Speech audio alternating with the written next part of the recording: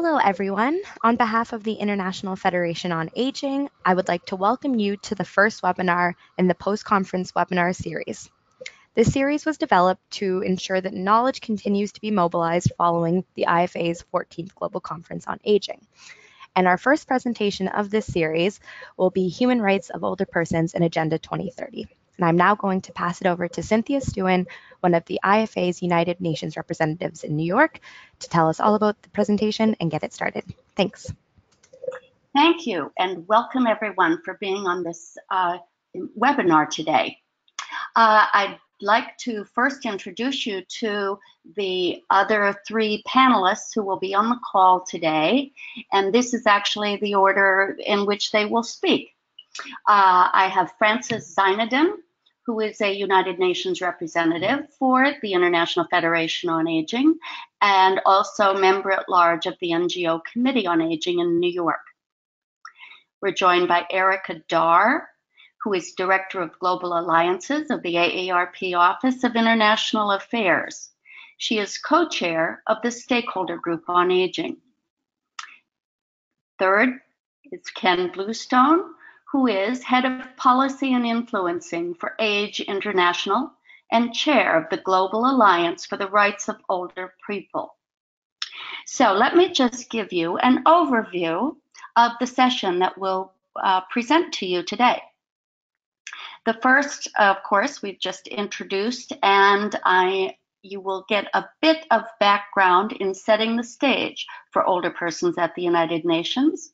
We will then move to the need for a convention on human rights of older persons, followed by coalition building and collaboration, the Global Alliance for the Rights of Older Persons, and lastly, what is needed in next steps.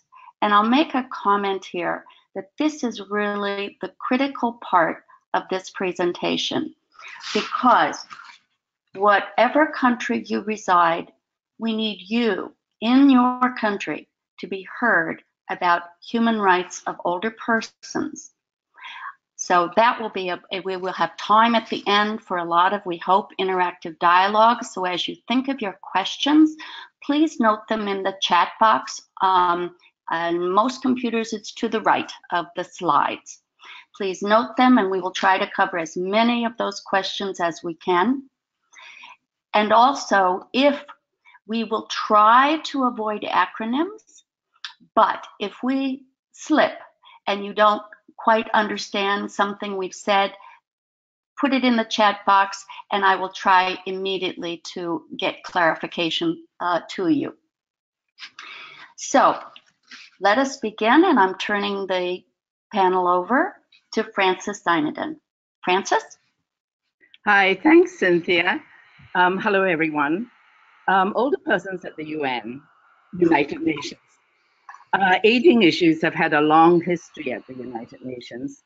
Way back in November 1948, at the time of the adoption of the Universal Declaration of Human Rights, it was Argentina that called for a declaration of the rights of old age. And I quote, "In order to end human difficulties in the hardest years of a man's life."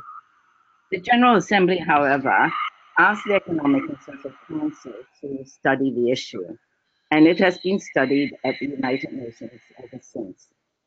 The Program on Aging Unit in the Department of Economic and Social Affairs takes the lead on this. The Office of the High Commissioner for Human Rights is primarily focused on older persons as rights holders. And the World Health Organization, for instance, has a global strategy and action plan on aging and health. It also has a campaign to combat ageism. In 1982, the Vienna International Plan of Action on Aging was adopted at the first World Assembly on Aging. It was the first soft law on the rights of older persons. It is not legally binding. In 1990, the General Assembly designated 1 October as International Day of Older Persons. And I hope in your countries that there are celebrations on that day, 1 October. In 1991, the General Assembly adopted principles of older persons. It is also not legally binding. In 2002, the Madrid International Plan of Action on Aging, or by the acronym MIPA, MIPAA, adopted at the Second World Assembly on Aging in Madrid. It replaced the Vienna International Plan of Action, and it is also not legally binding. We now have the Open-Ended Working Group on Aging, which meets to discuss the feasibility of a legal instrument to protect the rights of older persons, but it has yet to agree on drafting a legally binding instrument, but more on this later. There are also other major international agreements that are currently of interest to us, most notably the 2030 Agenda for Sustainable Development, and Erica will be talking more about this. There is also the Sendai Framework for Disaster Risk Reduction adopted in 2015, which specifically refers to inclusion of older persons in disaster preparedness. And the new urban agenda adopted in 2016 refers to cities and human settlements that should provide safe and equal access for all. They are all soft law, recommendations and programs of action, not legally binding. So, what are we concerned about? Next slide. The basic issue is about older persons as rights holders. Are the rights of this group, which is getting larger and larger as the years roll by, adequately protected? This group is increasingly subjected to a broad range of violations of their rights, perpetrated against them because of their status as older persons. Are the current UN human rights treaties adequate? The Office of the High Commissioner for Human Rights says no. There are gaps, and these gaps include fragmentation, lack of coherence and specificity of standards, definitions vary, policies are inconsistent across the globe and do not generally indicate the presence of comprehensive legal policy and institutional frameworks for the protection of the human rights of older persons. There's little recognition of a life course approach. There's little recognition of the specific concerns of older persons in terms of, for instance, inequality and discrimination. Ageism is broadly tolerated. Social protection is absent or minimal. Violence, abuse, and neglect of older persons are not addressed. Independence and autonomy are not respected. Accessible and affordable healthcare, housing, transport, residential centers, home care programs, geriatric services are inadequate or completely absent. Insufficient access to justice and judicial remedies. And the list goes on. Some countries have laws that protect older persons' rights. Some countries have good policies and programs, but not many. We want all 193 countries to protect and promote the rights of older persons. Life does not end at 59. Ageism has been referred to as a prejudice against our future selves. It is more pernicious than sexism or racism. It is the only ism related to a universal condition. To be quite blunt, are we confronting an attitude that says older persons are going to die anyway, so why bother? Next slide, please. Open-Ended Working Group on Aging. In 2010, 62 years after Argentina first proposed an international instrument on the rights of older persons, the General Assembly decided to establish an open-ended working group open to all states members of the United Nations to discuss the feasibility of a legal instrument to protect the rights of older persons. Its 10th session will be held in April this year. Efforts are supported primarily by the Latin American countries. In 2013, the Human Rights Council decided to appoint an independent expert on the enjoyment of all human rights by older persons. This expert submits annual reports to the Human Rights Council in Geneva and also participates each year in the work of the Open-Ended Working Group in New York. The Open-Ended Working Group has panel discussions on a variety of topics concerning older persons, but to date there is no outcome, no resolution, and no decision.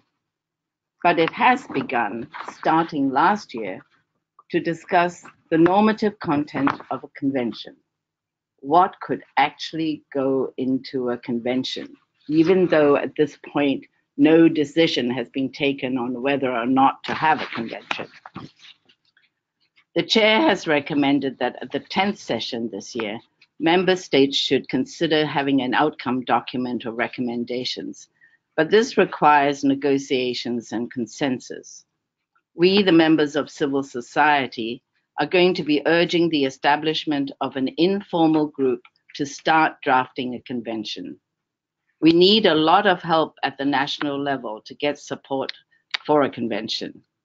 If governments at the national level can be persuaded to support, then at the global level, member states will have to take action. Reasons for having an internationally legally binding instrument. First of all, next slide, please. Why are there objections from some member states? Some member states complain that there are too many conventions already. Older persons are adequately covered, they say. This is what they also said about the rights of women, children, and persons with disabilities. And yet, we have conventions to protect the rights, their rights. Governments also say the reporting procedures on implementation is cumbersome. According to the Office of the High Commissioner for Human Rights, governments are making a mountain out of a molehill. Governments also say it's too costly to implement. But having a convention would officially recognize older persons as a specific group of rights holders, much like the conventions for women, children, and persons with disabilities. Those conventions made a huge difference for their lives. Having a convention would codify the rights of older persons in a single document. It would act as an anti-discriminatory tool.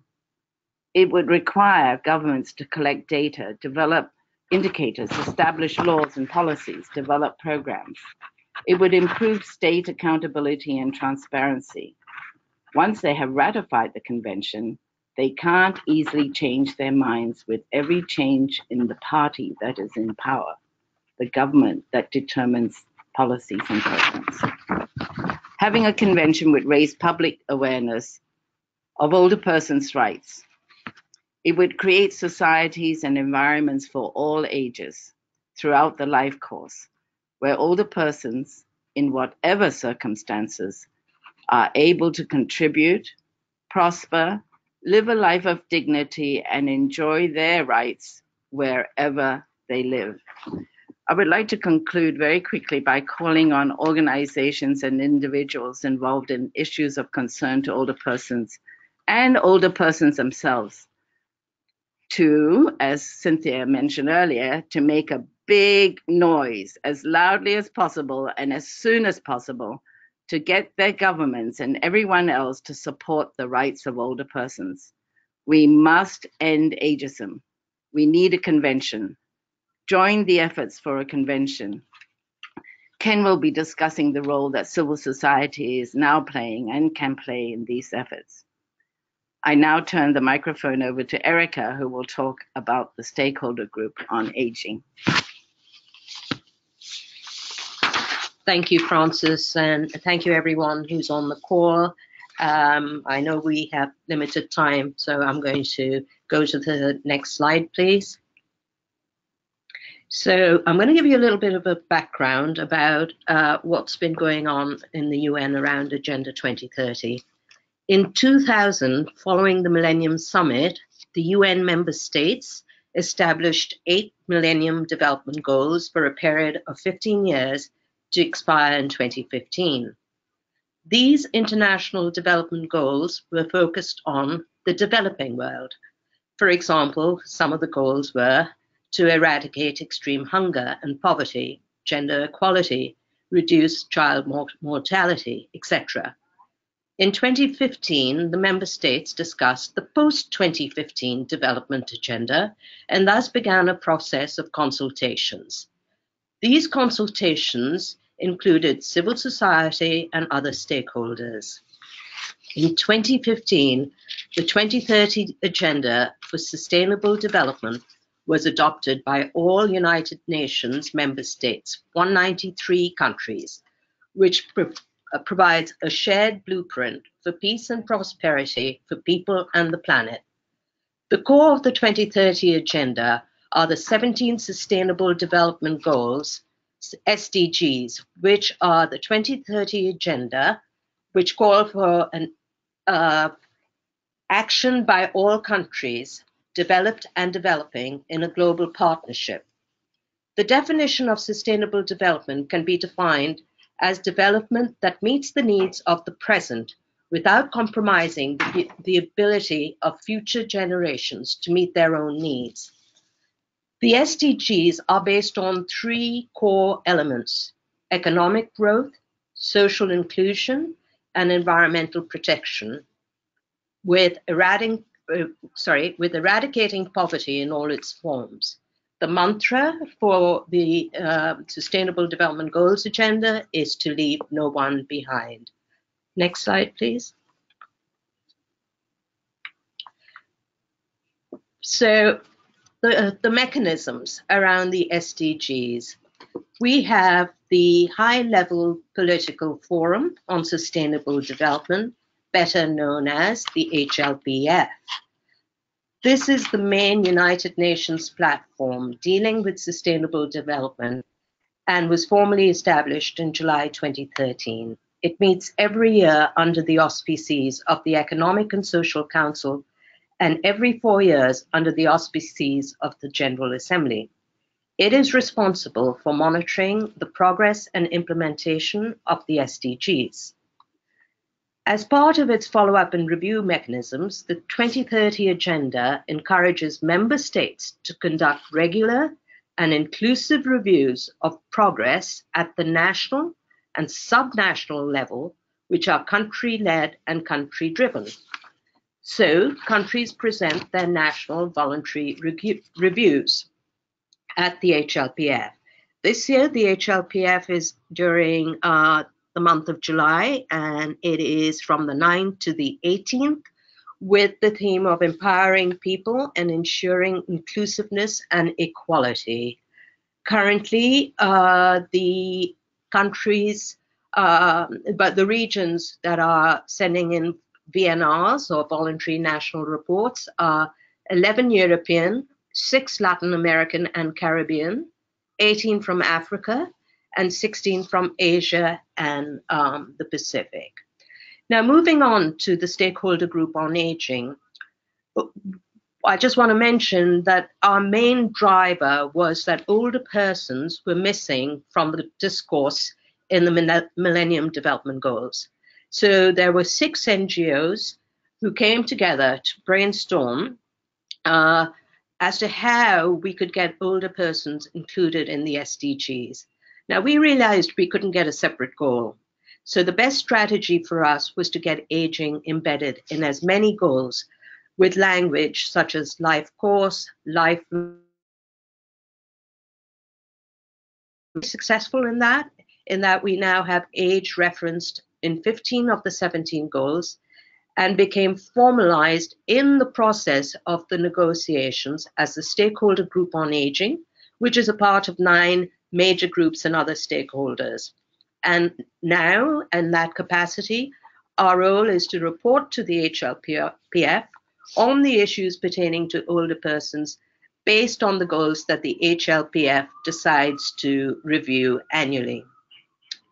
Our advocacy methods were that not only did we work within our own aging community, but we partnered with other groups and stakeholders like the youth group, women's group, disabilities, and we made sure we were present and presented at every intergovernmental negotiation where we were able to join the conversation. Next slide, please. So just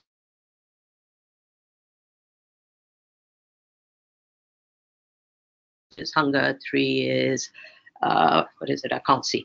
But in any case, you can always go on the website for the HLPF and you'll be able to see it. Next slide, please. So as I mentioned earlier, the HLPF chooses the goals that it would like countries to report on an annual basis. For the SGA, the goals mentioned on top, 1, 2, 3, 4, 5, 8, 10, you can look them up on the slide, the previous slide, are the ones that our organization has decided to focus on.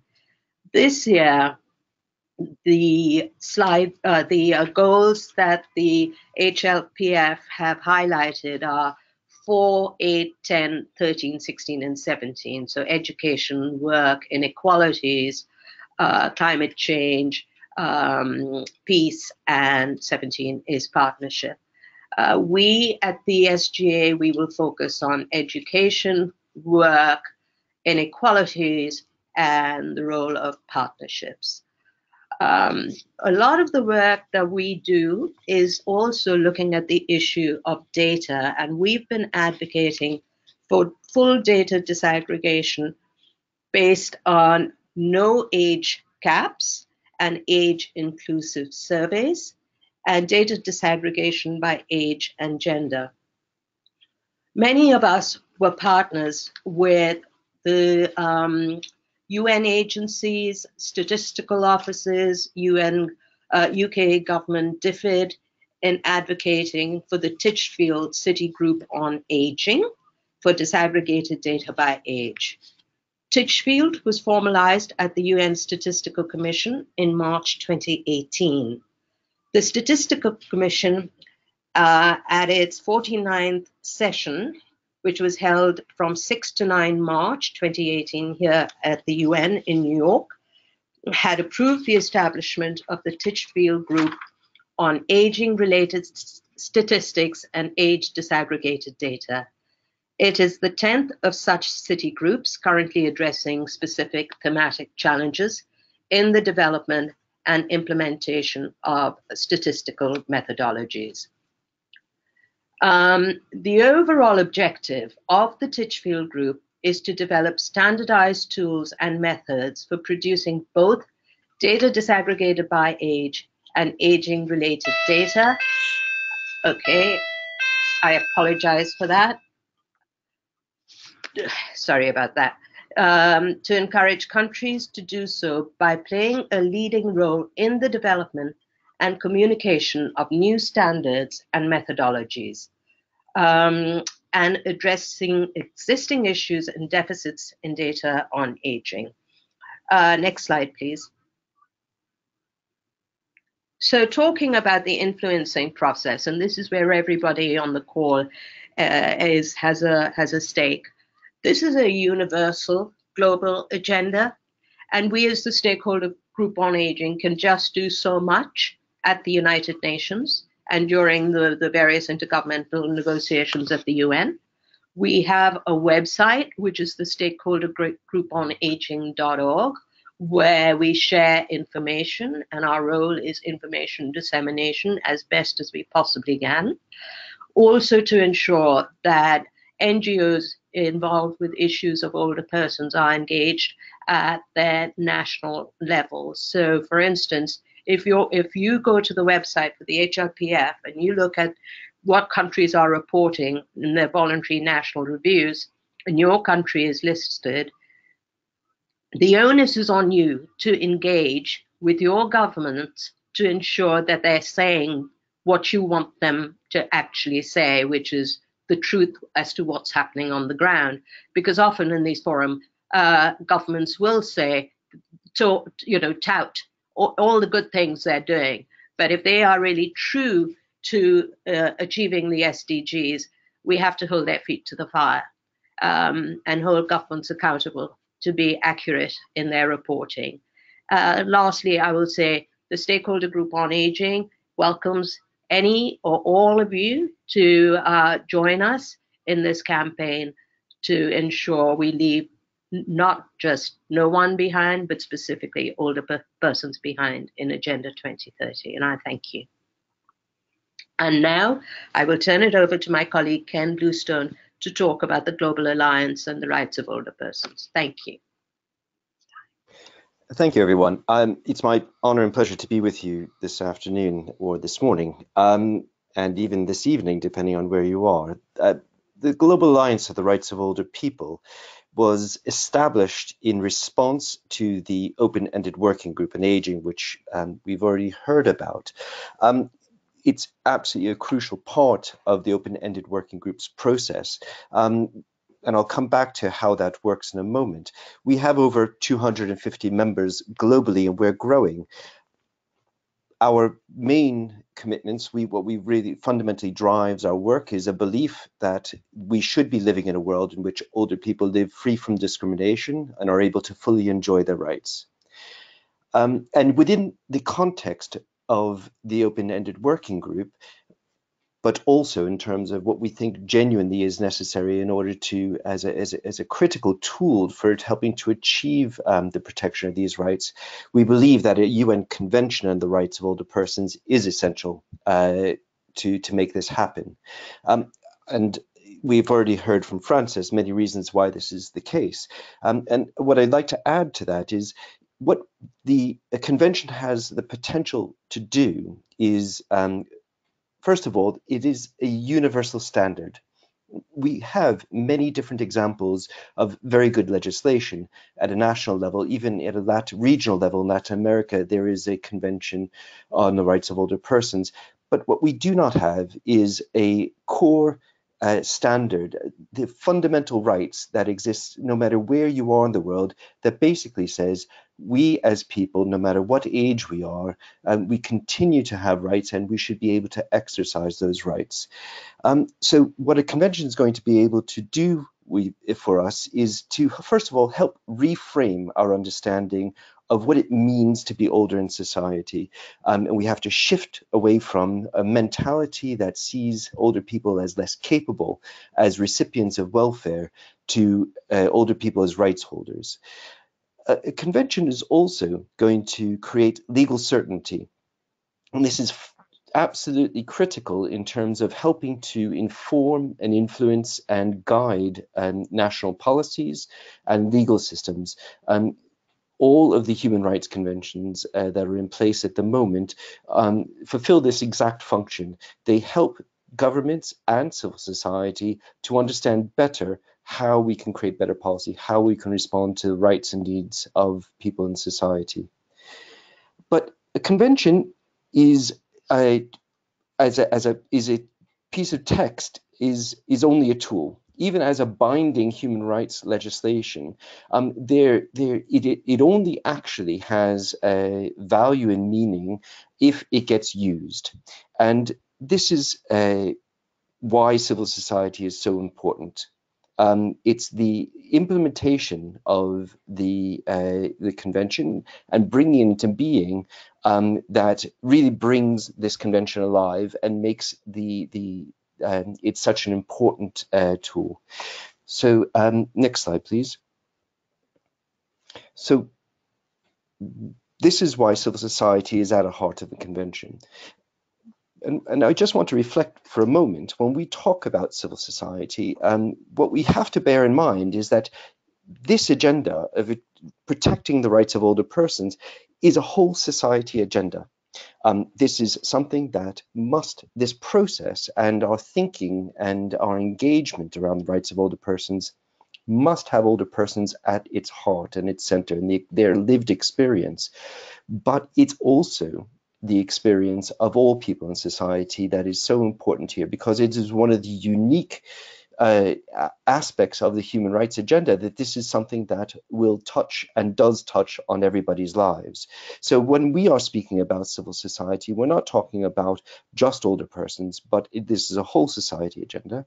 But also, it's very important to remember that there is no one experience of aging. There is being of a certain chronological age has absolutely no indication of your own personal capabilities, your own health, nor of how society is treating you. And that diversity is what we really need to bring into this process.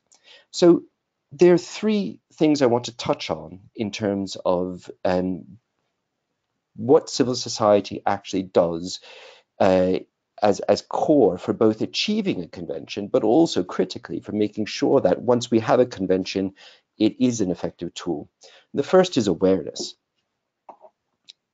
Awareness at an individual level of people themselves, of older people, people who are in the process of becoming older, or people who are working with older people, or even just children who are experiencing the world around them. We all must have an awareness that older people have rights.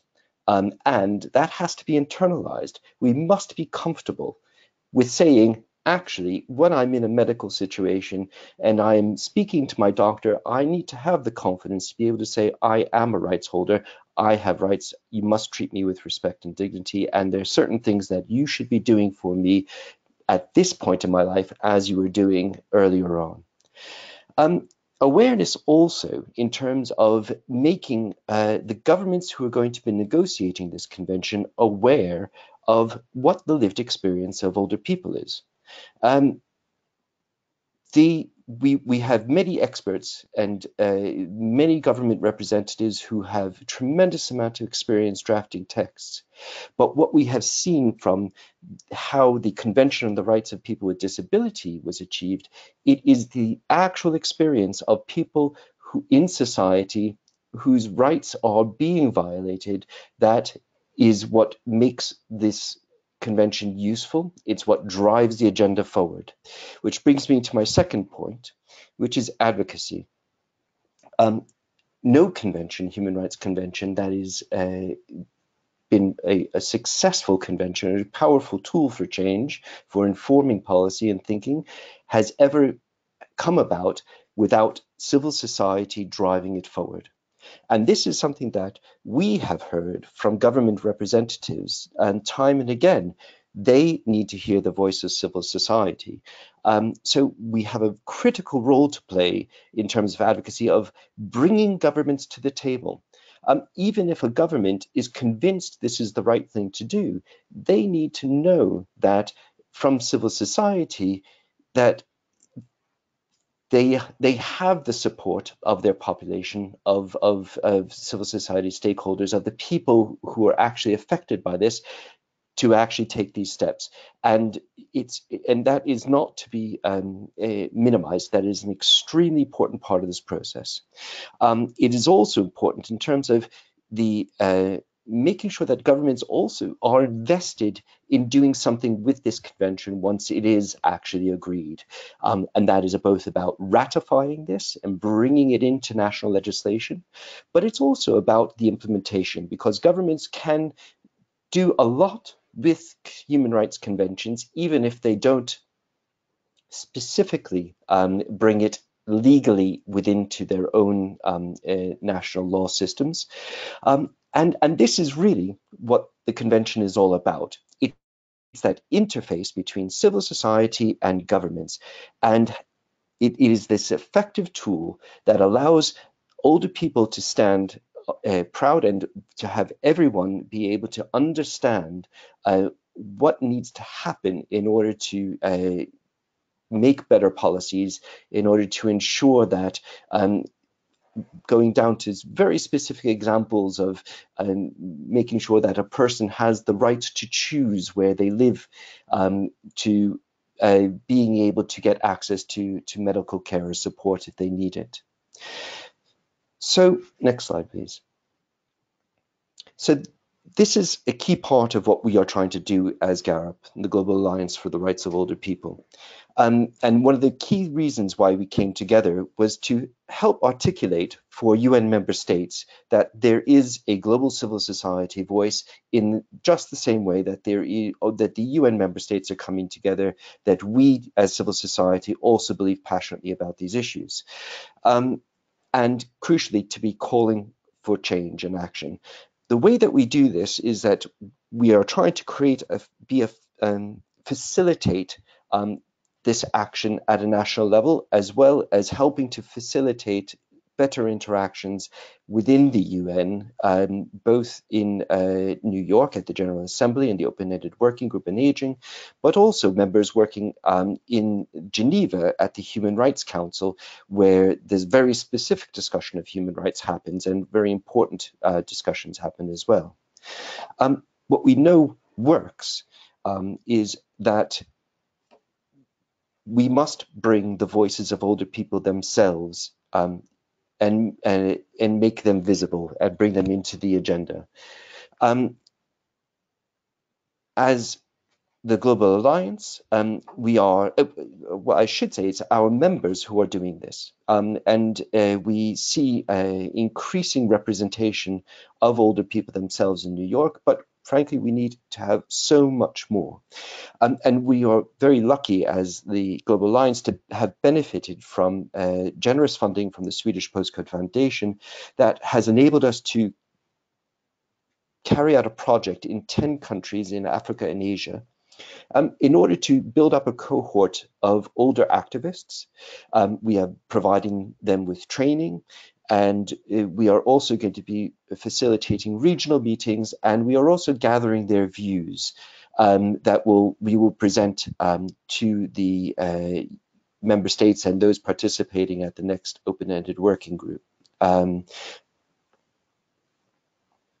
we will bringing 5 of these older activists that we have trained in New York to meet face-to-face with the representatives from governments. Working with the UN means working with the UN in New York, and which is a very particular space of working with government representatives. But critically, it's also about informing our members to be able to work with the national governments who are the representatives of the UN. And we are trying to make sure that the discussions are happening, are understood, are heard, are seen, are visible within capital and national governments. And most important, well, equally important, is being able to show that we as civil society have a common voice. We have a tremendous amount of diversity in what we say, but that actually we are speaking with a common voice, with the strength of our common convictions that we must have a convention on the rights of older people. Next slide. So where are we in the process now? Within the UN, and this process has been going on for a number of years now, we have seen progressive changes happening in terms of member state positions. We are far from achieving the consensus that is required that governments require to make the decision to draft a convention. But it has been said to me repeatedly that this is no longer a question of if there's going to be a convention, but a question of when.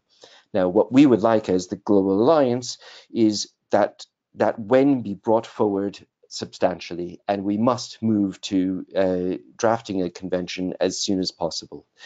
A critical part of this is the position that the EU member states have. The EU, the European Union, as a bloc, has taken a position that it is not convinced that there is a need for a convention.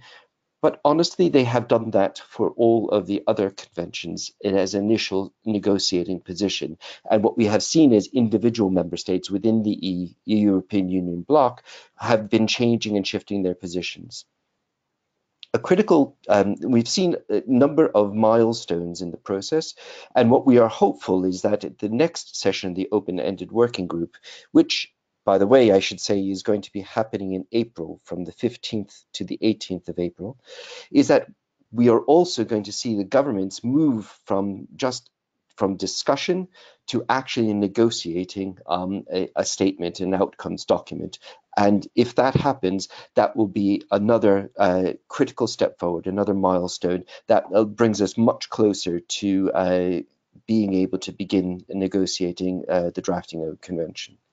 And within all of this, the voice of civil society needs to be much, much louder. It must be louder at a national level, but we also must bring that civil society voice to New York as well. And a key part of that is becoming accredited as to take part in the open-ended working group process. And the UN, the Secretariat, has opened up the window for NGOs, civil society organizations, to become accredited to the open-ended working group. Even if you are not going to be going to New York, it is critical, if you are able to, as a registered civil society organization, to do this, because it demonstrates and shows the strength of your voice, our voice together. So finally, in terms of resources, next slide. What we offer as the Global Alliance is a wide range of tools that, in terms of what other members of the Global Alliance are doing, and how to better engage with other actors and stakeholders at a national level, to build awareness, to get government aware of this process, to get them and bring representatives of government from capital to New York to take part in the session. We have our website where you'll find those materials. Critically, we wouldn't be able to do any of this if it were not for the work of our Secretariat coordinator, Ellen Graham, who is doing a tremendous amount on behalf of all the members, and is really driving this agenda forward. And as you may be aware, we have also holding periodic webinars to help inform and to provide some more advice, assistance and support to anyone who is interested in engaging with this process. So finally, next steps. There are some simple things that we can do together with all of this process. One is become a member of the Global Alliance. You can do that on our website. Join the stakeholder group on aging. Again, it is open to civil society organizations. We are going to provide you with resources and fact sheets from a range of different things, and they will be available on the IFA website afterwards. And critically, you must, anyone, engage and join the conversation. You must begin to talk to your governments, make them aware of the open-ended working group, and encourage them to support a convention. Thank you very much. Well, thank you to all of our panelists. It's now time for all of you who have tuned into this webinar to get some answers to questions you have posed. So please feel free. I already have quite a few in the queue, and we will get to as many as we can. I'll perhaps, the first question that came in at the early part was, what about human rights of persons with dementia? And I'm just wondering, maybe Francis, you might want to address, or Erica, please hop in. Hi, this is Francis. Yes, all aspects of health issues, education issues, any issue that affects older persons will be discussed. It's a question of, will certainly be referenced in a convention, but we have to get to the point of actually, as Ken had pointed out, of the governments deciding on a convention, and all these issues will be raised. They're discussing various elements to the convention.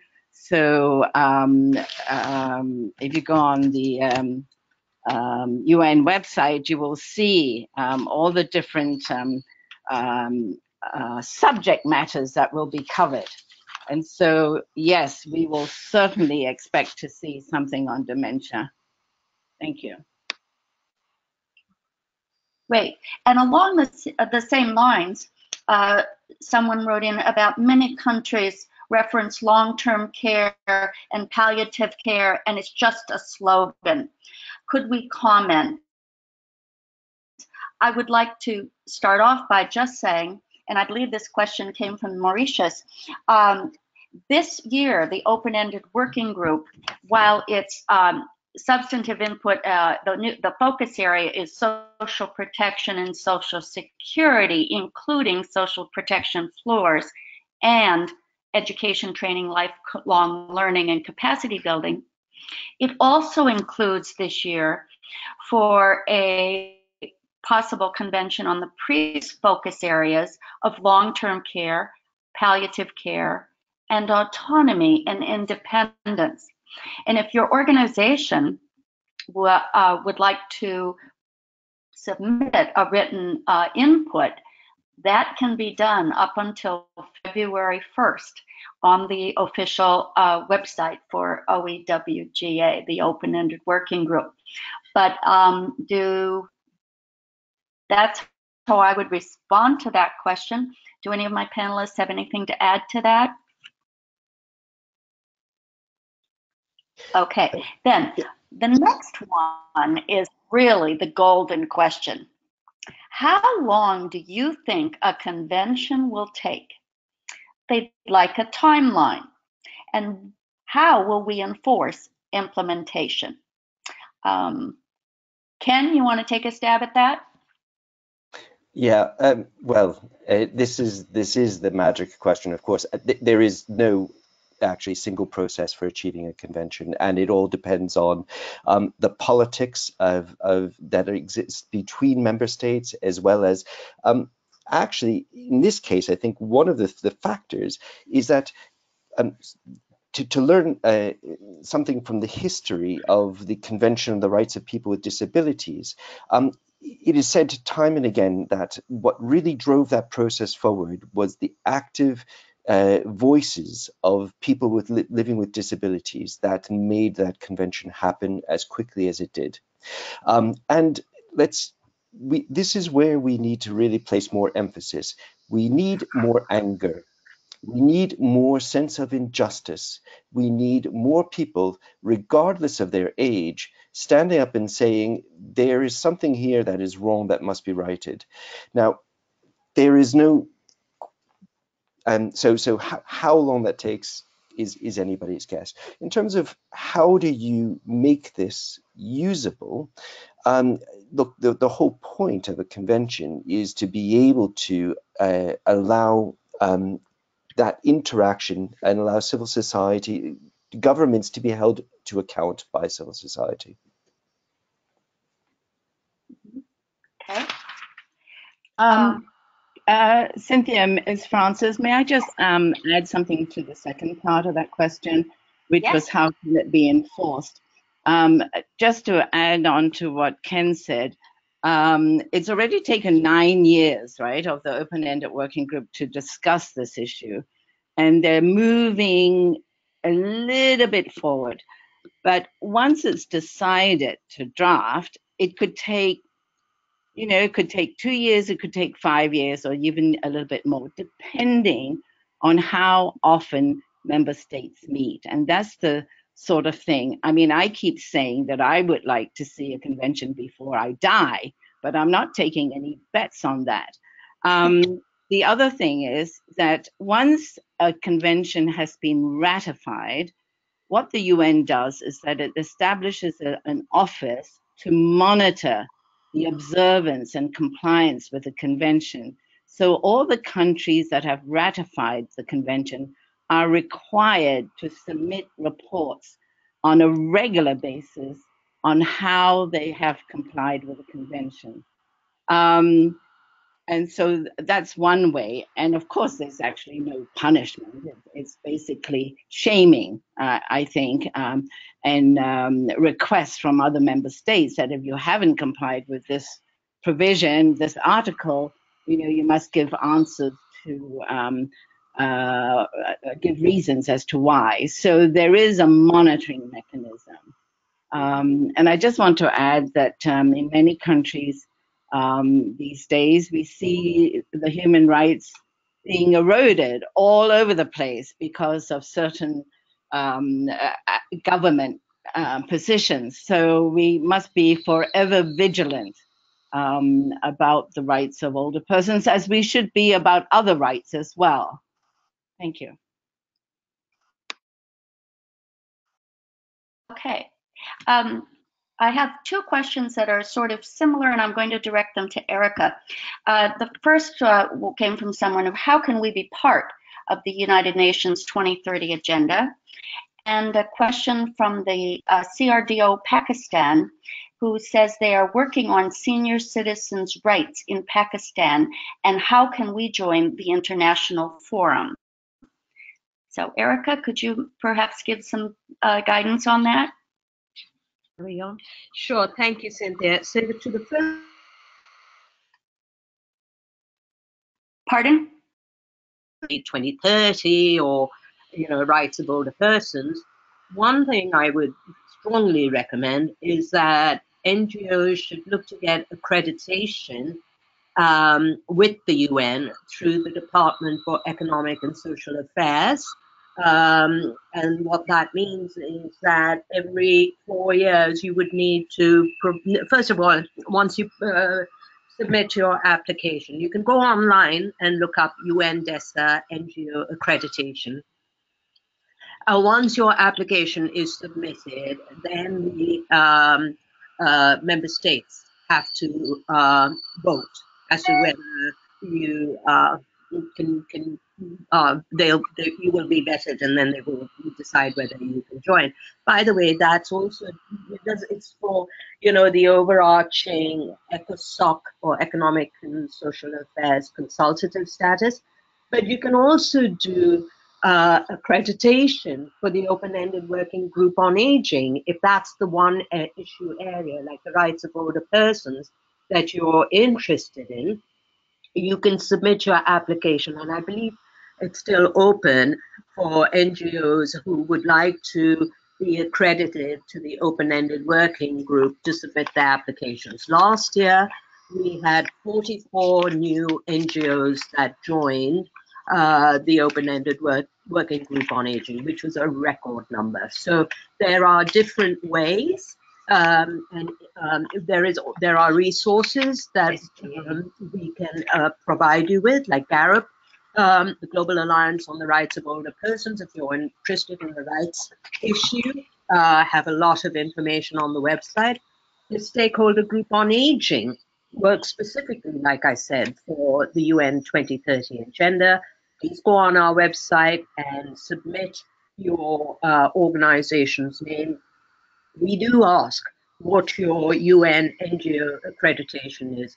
And the reason that we do that is when we want to get member states to listen to us, it is so important for us to have a mass presence of NGOs working in aging issues in the room.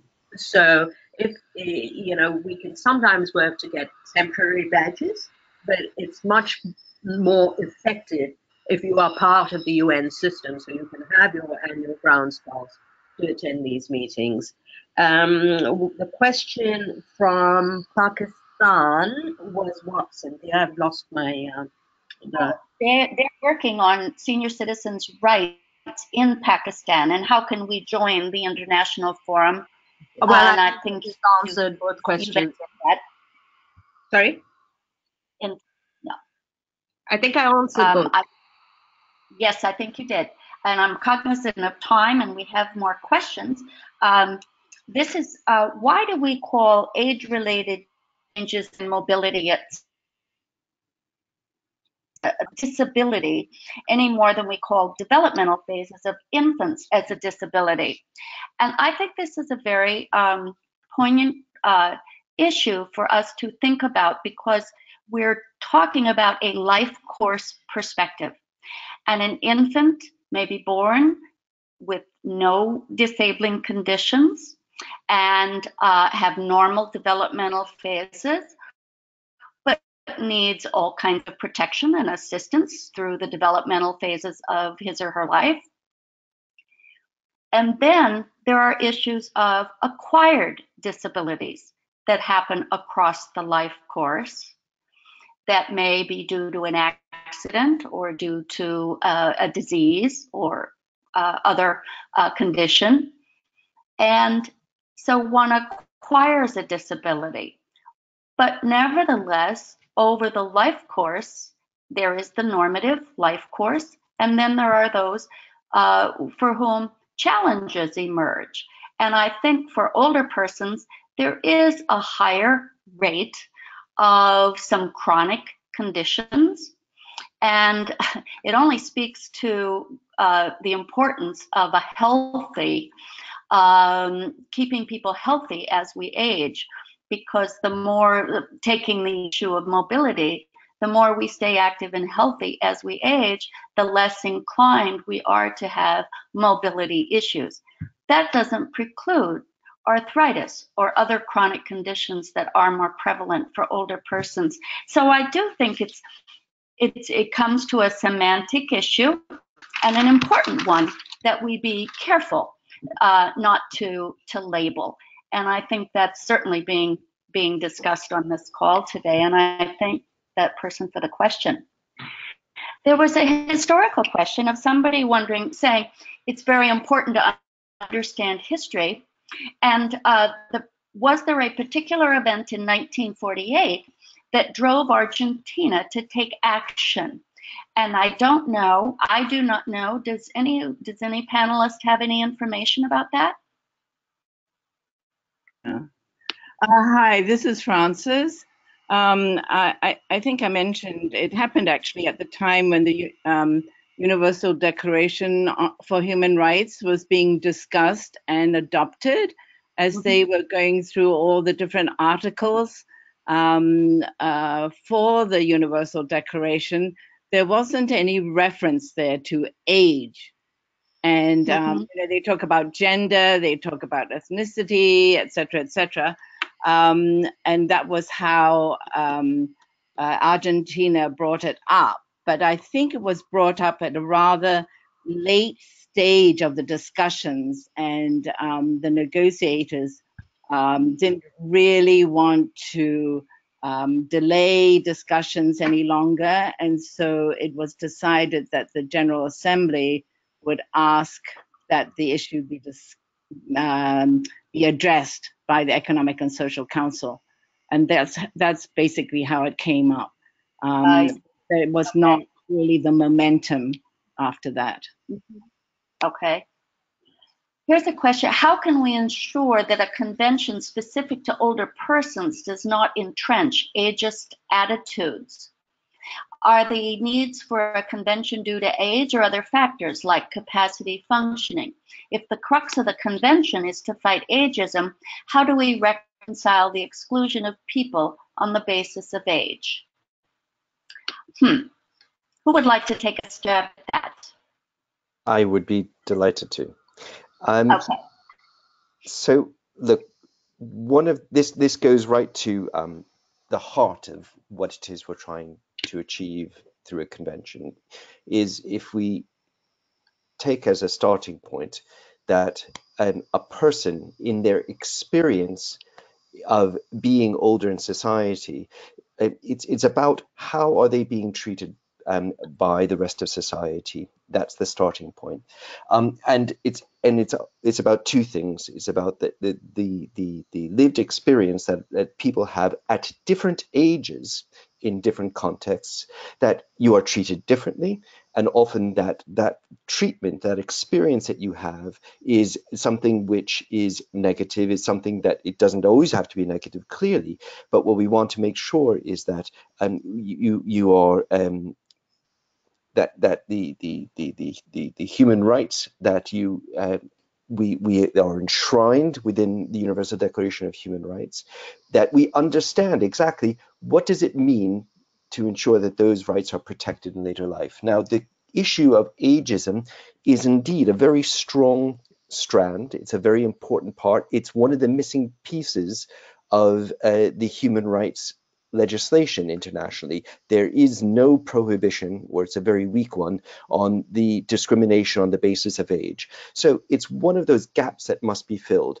And if we do that successfully, what we're going to be able to achieve is showing people that there is a different way of treating older people, and it is precisely to try to push back and to create a different frame of reference in which a person is not seen as less capable, but is seen as a person. And I just want to make one final comment on this. It relates back to the issue that was raised earlier about linking an older person with a child, and those sets of rights. We have to be super careful in all of this process that this is something which enshrines a person's rights as an adult. An older person is simply an older adult, and we cannot create a category of older person by creating a convention that allows a person who is older to be treated differently than other adults. What this is about making sure that governments, about individual citizens, that about companies understand and recognize that in order to help that adult achieve all of their aspirations, make the choices, and be a fully engaged member of society, that we have to think about what they need, what their rights are, and how that should be done. And that's why the Convention on Rights of People with Disability was so powerful, because it really shifted people's thinking and understanding and helps us to reframe our understanding that disability is not a negative thing. It is not a person's inability to walk that prohibits them from engaging and participating in society. It's the lack of the sidewalk, the pavement. It is the lack of them having a wheelchair that does that. Okay, we are progressing to the end of our session, and I want to thank everyone for participating, our panelists, as well as all of you who were on the webinar today. We have quickly gone through, and you have access to this webinar after the fact. It's archived. You can go back, and you also now have our speaker contacts, so that if there's a burning question, you didn't feel I'm sorry we didn't get to them all. Certainly we want this to be as inclusive, and I do think technology provides us a wonderful opportunity for everyone to be involved. So I thank you all, and with that, I bid you good day. Great, thank you again so much on behalf of the IFA, and that was a great first webinar for the series, and I've just included at the very end a slide for our second one, which will be coming up on February 25th, and it will be on combating ageism to improve access to employment. So stay tuned when the webinar slides and recordings are sent out after this. It'll also include the link to register for the next one. Thanks again.